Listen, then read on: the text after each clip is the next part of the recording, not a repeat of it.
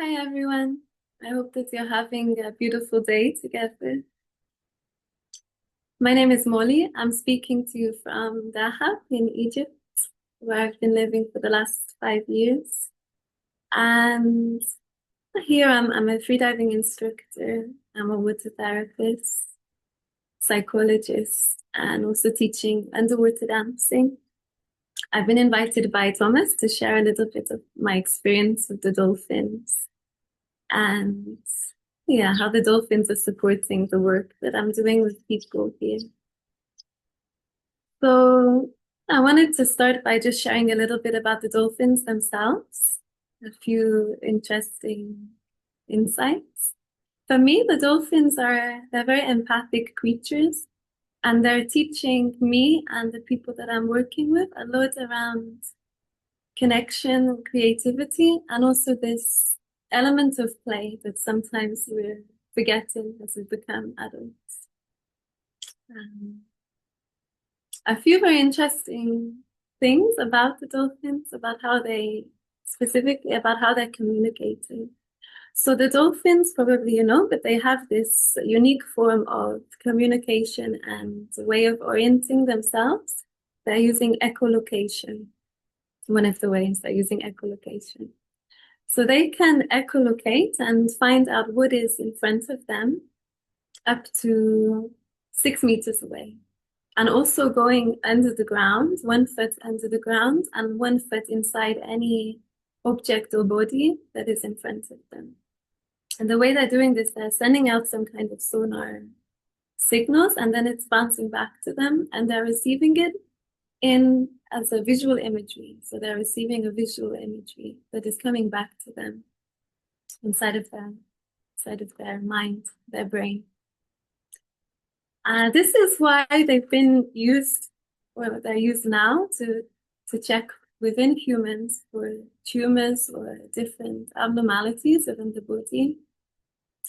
And it's interesting because this way that they're using echolocation, there is also now a program that is existing, which is teaching blind people how to do this themselves. So they're learning how to send out, it's not a sonar, but they're sending out a sound, like a tick kind of sound. And then they are training the mind how to hear and create a visual image of where this sound is bouncing off. So wherever this sound is bouncing off and the density of the material is coming back to them and creating a different image, just like the dolphins. So yeah, that's just an interesting bit of information about them. Um, Other ways that they're communicating, so they can actually have two conversations at once outside of this echolocation. They can speak with a click and also with a whistle. And they're coming these sounds from these two cavities, which are inside of their nose.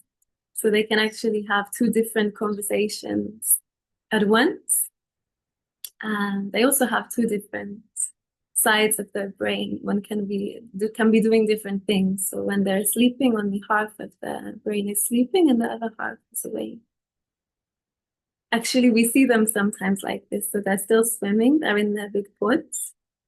And it's the time when you should not be diving down to them, not be trying to interact. They're very slow. There's like a group, so they're in the whole pod. So there's around 20 or 30, but they're still managing to swim, to drift, and to bring themselves up when they need air and to go back down because they sleep in this way where one side of the brain is always active.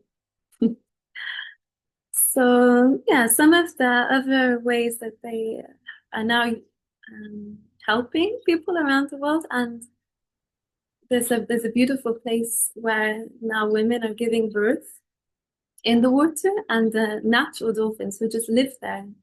So it's completely in nature and completely free. But sometimes they're coming to the women who are in labor, and they're emitting these sounds and these frequencies, and it's believed that it's with this intuitive knowing that this sound is helping the woman to relax and helping, to relax with the contractions.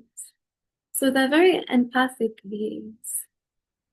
And for me, this is, of course, everybody loves to to see the dolphins, and maybe they've had a dream to swim with dolphins. But the strongest part for me when we're visiting them is how they're really teaching us this levels of empathy, of connection, and this energy is being caught by the group. And we're then being able to hold each other also with the same levels of compassion, connection. Yeah, I will speak about it a little bit more. So for me, I guess also to start with, for me, my first meeting with the dolphins was here in Dahab. I was sitting with one friend. It was around 6 years ago. And we were sitting drinking a tea by the beach. And they're not often coming to Dahab, the dolphins. Normally we go to the garden to see them. But they came, three of them. We saw them in the water.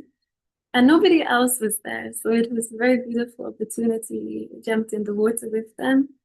And me and my friend were free diving. So we were diving down and seeing maybe they would dive down with us, and they were diving down with us and playing around us. And for around 45 minutes, there were these three dolphins who were just playing with us like we were one of them.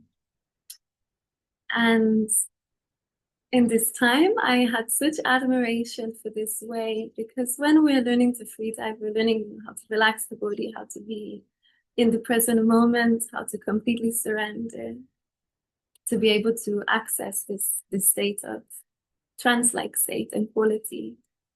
And when I was doing this next to the dolphins, I would see this dolphin next to me, and the way that he's diving, it's like he is the water, he's completely let go of anything, not worrying about anything, just complete surrender. And it was really an honor to be to be next to them and playing them. So this is happening here occasionally, but nowadays my work with the dolphins is going on trips once or twice a year to Jakarta, which is on the other side of Egypt. Actually, there is one coming up soon on the 31st of May. So this is the next time that we will go there. But I'm going on these journeys, and I'm taking a group of normally around 14 people. And we're spending 1 week in a boat on the ocean with the dolphins. This actually came to me, this dream came to me, or this dream that I wanted to manifest came to me around the COVID time, because in this time I was stuck on a boat for 4 months. And it was a really difficult time. I mean, I won't make the story short, but it was a very difficult time because I was far from loved ones, from my partner. We didn't have access to the internet. We didn't know what is going on in the world. It's in the Philippines. So we were just stuck on this boat for 4 months boating. And it was in this time that I went through what for me is really some kind of spiritual process. I guess it was being so much looking at the ocean every day, being surrounded by nothing, being only with 3 other people, with nothing much to do, and going through this process within of surrender and relaxing into what was happening, and feeling all of the emotions that were coming in. And this is the time when I got into free diving, because I was really in this state of anxiety and overthinking a lot. And when I would be in the water, I would take myself underneath the water. It would be this short moment where everything in the world, in reality, disappeared, and I was in this state of peace and of stillness. And I could catch and refresh myself in this moment. So also in this time, I never used to remember my dreams, and since I was a kid, but I started to have very powerful dreams that were coming sometimes, like lucid dreams, dreams where I knew I was dreaming, dreams where I could go and ask questions to myself, dreams of family and loved ones in situations that I later realized that they were actually happening. So it was somehow connecting me to experiencing something elsewhere in the world with my loved ones and seeing it in the dream.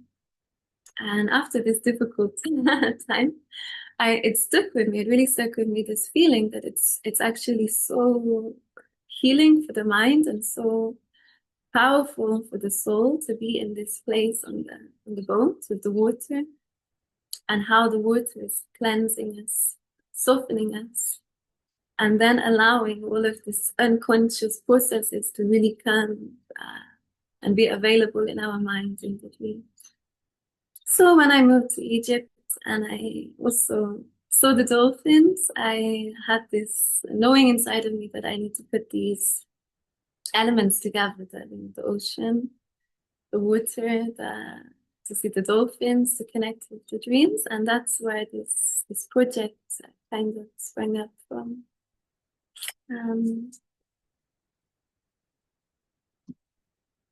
Yeah, so we go and we spend a week out in the ocean, and we're guided a lot by the dolphins in this wisdom of how to really open the heart, how to be vulnerable, how to be compassionate, and releasing any of the tensions that are normally stuck with us. But it's not just about the dolphins, it's also a lot the water. And I guess the dolphins and the water, they're in harmony with these different elements. So for example, whenever I'm teaching underwater dancing, I'm talking about these qualities of water and how the water can also be our teacher.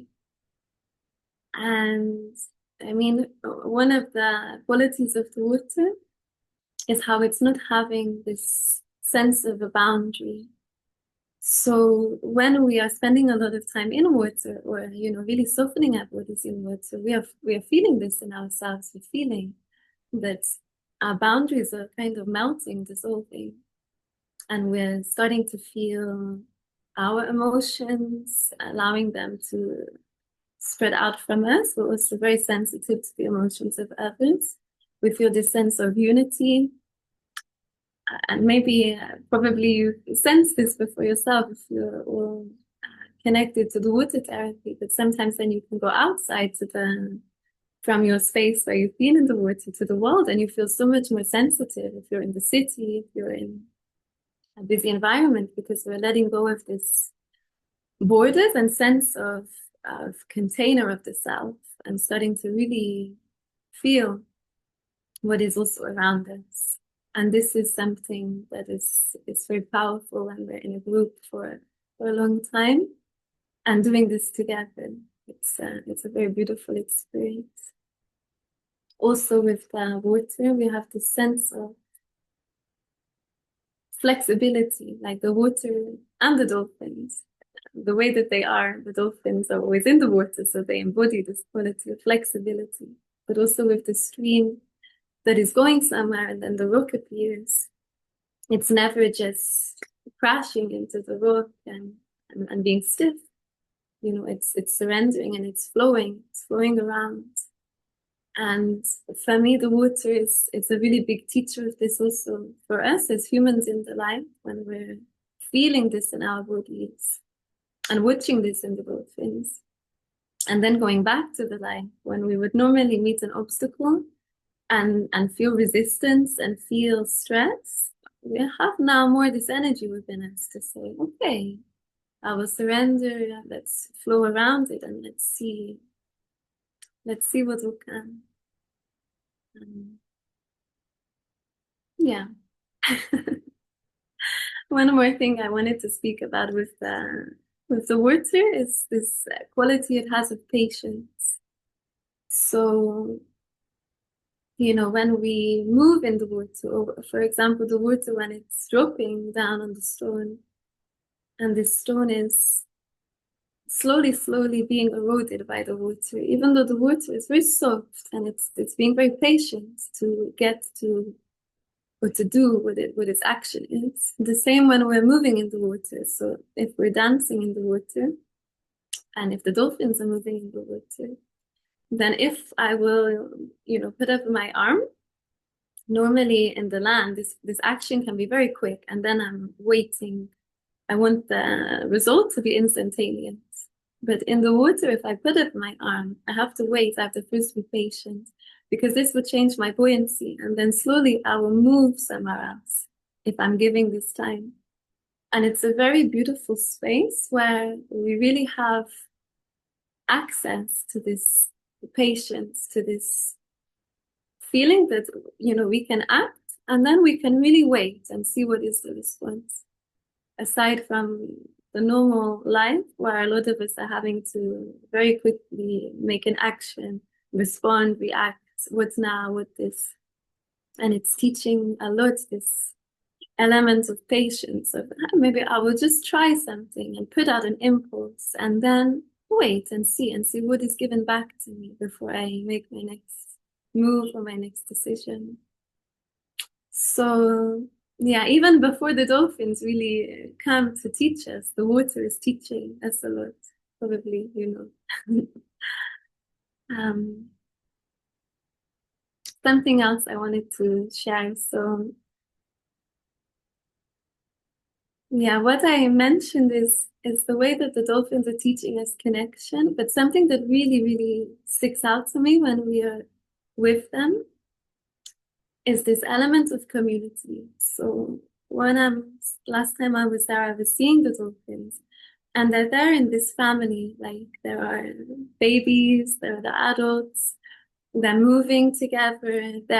It's like they manage to be this community without any resistance, without any even speaking. When one of them moves slightly to the left, they all move slightly to the left. It's this very fluid and beautiful, easy way of being in community, which is something that I've always been curious about because I am drawn to community, but then we see so many communities and the conflicts and the tensions that come. When I see the dolphins in this way, it really fills me with a lot of inspiration and guidance for how we can be together effortlessly, how we can be effortlessly together when we are holding these qualities of openness, of compassion, of empathy. Yeah, they're a big teacher in this for me. So in Hurghada, which is where we go to see them, where we see the dolphins, in some places in the world, the dolphins are using different locations for different things, whether it's breeding or sleeping or hunting. In Hurghada, they have a big spot. It's called the Dolphin House. It's out in the sea. It's all natural and it's quite big, large. But here they have over 100 dolphins just living there. So they're using this same location for all of their activities, basically. So sometimes we see them, as I mentioned, in this big group of 30 or more, and they are going, sleeping, and quite slowly. And you can just see them, but you should not dive down or try to interact with them in this state because they're asleep. But we also see them in smaller groups, sometimes like 9 or 10. And this is when they're very playful and they will be wanting to move around us. They're playing within each other. They're happy to dive with us. And other times we saw last time this group of 3, they were all making love. So there were these 3 dolphins. And they were playing, making love in their own space. Sometimes we're also seeing dolphins, adults with their babies who are beneath them as they're swimming around. So yeah, I feel very blessed to be able to see them in all of these different in their activities and their environments. I will speak a little bit about approaching dolphins in case you were to be lucky enough to see them. So if you have some dolphins around you and you can see where they are, it's always best to swim towards them, not directly towards them, but we're swimming towards them at this 45-degree angle so that we're very slowly approaching so that they have the chance to notice that we're coming. They're very fast, so if they don't want to be with us, they can very easily disappear. but this is giving them this space. And then once we get closer to them, it's best to stop approaching and allow and wait for them, if they want, to come and interact with us. So we're really always taking this care and this sensitivity in meeting with them. Of course, in the beginning, it can be everyone's very excited if they've never seen dolphins. So we're trying a lot to set an intention before. How do we want to meet them? What is it that we want to receive from them? How can we meet them also in respect? And yeah, and this is also a lesson that is coming. Like sometimes we go and they want to play with us, and sometimes we go and they don't want to. And when we're in this very open-hearted space, I feel it's a big lesson in things that are coming into life in the same way. We can just be, and if this wants to come towards us, it will, and if not, then it's also okay, and we can accept it. We can learn how to accept or release these different desires or tensions that we're holding in the mind. And oftentimes we're just, my favorite meetings is when we're doing our own thing and we're just dancing in the water and they're deciding that they want to come and join in. So, yeah, I really wanted to speak a little bit about this because for me and the way I'm perceiving it is that we have the experience of being with the dolphins, which can be very exciting, ticking off somebody's dream, but it's really this telepathic energy or telepathic wisdom that they are giving to us in this space, which is what is helping, what is transforming us, what is giving people this feeling after the dolphins, that it's so healing. That's why why any dolphin experiences are always attracting people who are perhaps going through a process of healing. And when we meet with them, and we meet with them in a group every day, so we're receiving this energy, and then we're going back onto the boat, and it's so beautiful to notice this process because we have a sharing circle every day, and the sharing circle at the beginning, it's quite people are struggling what to say. It's a little bit difficult to open. And progressively, as we go through the week, the sharing circle becomes like longer and longer and more emotions, more tears, more space for people to be present for each other, to listen, to support. And this is it's like this magic alchemical process that is happening. My opinion is it's the dolphins. It's having them around us. It's having their presence that is making it so easy to just bring people together in a space. We go for different activities, but then having these sharing circles and with each moment getting more and more open and more compassionate for yourself and also for the people around you. And it's very powerful. And also because we have also the dream sharing in the morning, and we go through a process of learning how to remember our dreams and then remembering our dreams. And again, being in this openness and state of compassion that the dolphins teach us for ourselves. It's allowing these deeper triggers or shadows to come to the mind in the dreams. And then we have this space of sharing and hearing each other and supporting each other. So for me, it's really the sense of community and empathy that we are catching the energy from the dolphins that is creating this process of transformation. And then when we're going back to our lives, it feels like we've known each other many, many years, even though it's been just 6 days, because of this depth of connection. And when we're going back to our communities, we're also taking these elements and this wisdom back. So it's like a ripple effect, which is um, traveling to the communities, to our families, to the people around us, and spreading this ability to be compassionate, to be open, to be holding.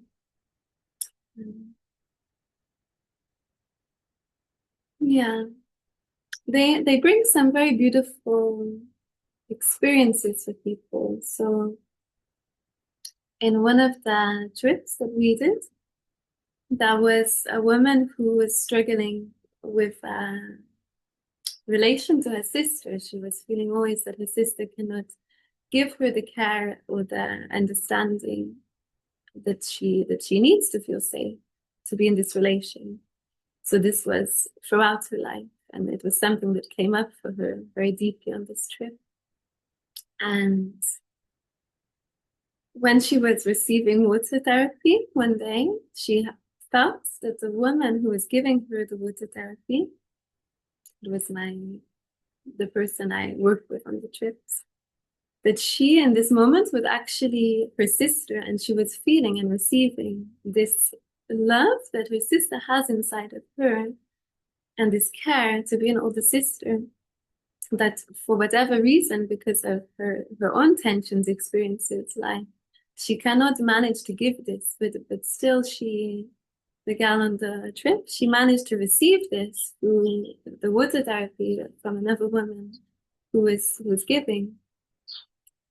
And yeah, it's this kind of really deep soul longings and processes and blockages that we hold within us, that being in this energy and container with the dolphins is really allowing us to experience, to accept, to release, to cry, to feel held. Um, and it actually reminds me a lot that the way that the dolphins are together, it reminds me a lot of how I feel now in the water people. When I say water people, I mean water therapists, water contact dancers, and this feeling that whenever if I would, because I travel often to work in different countries, but turning up to a hotspot of water people, you feel automatically very at home, very safe, very peaceful, and it's starting to feel to me like this, like the dolphin way, like this dolphin way of having a nomadic community, a community that is moving, and often groups are leaving, groups are joining, but it's very effortless, the way that they're staying in this harmony, synchronicity with the open hearts. And and this I think is a very powerful thing to be spreading to the land, to the human life, to the ways that we are existing in the world. Um, I'll check the time. So I'm not sure how long I've been speaking. I don't have the time on the recording, so I think I will stop now. But if there is one message that I really strongly felt that I wanted to transmit, it's this way that the dolphins are really teachers for us of opening, of softening, connecting, of letting down these barriers and being open and using this effortless ability to be with one another in the world, in the community, in our homes, in our workplaces, wherever we're going. It's spreading in this way. So yes, thank you for inviting me to share. I hope some things you're finding interesting from this. And we still have some spots left for the journey coming up at the end of May on the 31st, if anyone likes it. Thank you. Bye.